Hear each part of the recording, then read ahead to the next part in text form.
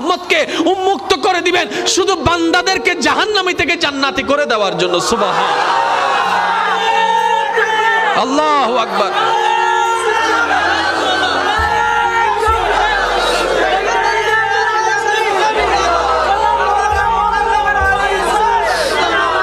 উচ্চ আওয়াজ একবার বলেন না সুবহানাল্লাহ।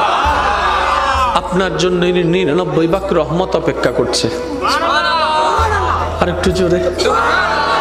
এক ভাগের ভালোবাসা যদি এমন হয়, এক ভাগের ভালোবাসা যদি এমন হয়, 99 ভাগ আপনি কেন ভাবছেন আপনি জাহান্নামে যাবেন?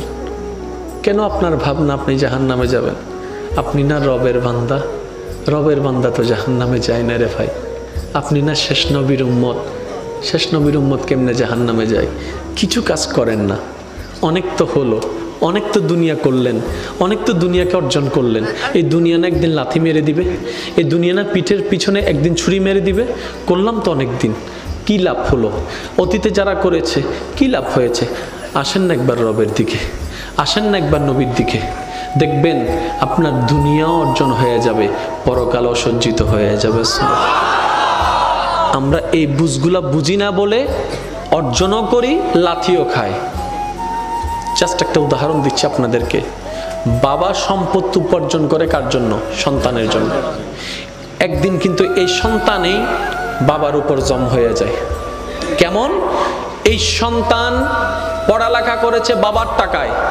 এমন হাজারো বাবা মা আছে একটা ওষুধ কেনার জন্য সন্তানের দিকে তাকাই থাকতে হয়, সন্তানে কখন টাকা দিবে ওষুধটা সে কিনতে পারবে।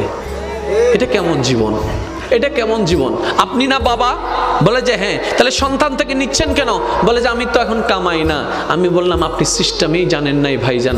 আপনি অতটুক কামান, অতটুক ব্যবস্থা করেন, আপনি সন্তানকে দেন, কিন্তু আপনি মরণ পর্যন্ত যেন কারো থেকে টাকা চাইতে না হয়, কারো টাকায় ওষুধ কিনতে না হয়, ওই রকম এবিলিটি নিজের মধ্যে তৈরি করে ফেলুন। তাওয়াক্কুলটা আল্লাহর উপর রাখবেন, যেন মরণ পর্যন্ত সন্তানের টাকায় চলতে না হয়। সন্তান যেন আপনার সামনে বড় করে একটা কথা বলতে না পারে, বাবা তোমার ওষুধের টাকা দেওয়ার টাকা আমার কাছে নাই, চিকিৎসার খরচ দেওয়ার মতো খরচ আমার কাছে নেই।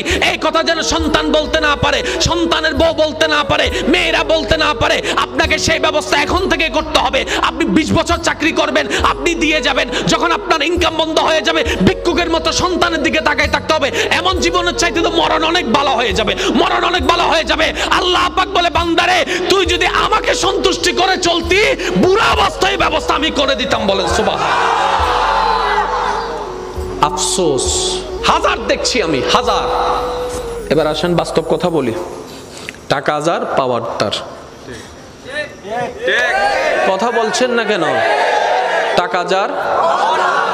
আজকে যারা টাকা কামাচ্ছেন, ইয়ং আছেন, ছেলে আছেন, সময় আপনাদের জন্য আসতেছে এটা। কারণ বাপ হবেন তো কিছুদিন পর। হাসেন আর যাই করেন, বাপ হচ্ছেন তো। এবার আসেন, যারা টাকা কামাচ্ছেন আপনাদের কাছে অনুরোধ, যারা সন্তানের বাবা মা আছেন আপনাদের কাছে অনুরোধ, আপনি মরে গেলে সম্পদ এমনিতেই হয়ে যাবে সন্তানদের, কিন্তু কখনো বেঁচে থাকতে সন্তানদের নামে জায়গা ভাগ করে দিবেন না। কারণ বেশিরভাগ গন্ডগোল লাগে ভাগ করে দেওয়ার পরে। তখন আর কেউ মা চিনে না, বাপ চিনে না। অন্তত এই মানুষগুলা সম্পদ পাওয়ার লোভে হলো মার সেবাটা করবে, বাবার সেবাটা করবে, বউটাও একটু মান্য করবে, ছেলেটাও একটু মান্য করবে। কারণ না হয় সম্পদের ভাগ চলে যাবে। কিন্তু আপনি কি করবেন? গোপনে গোপনে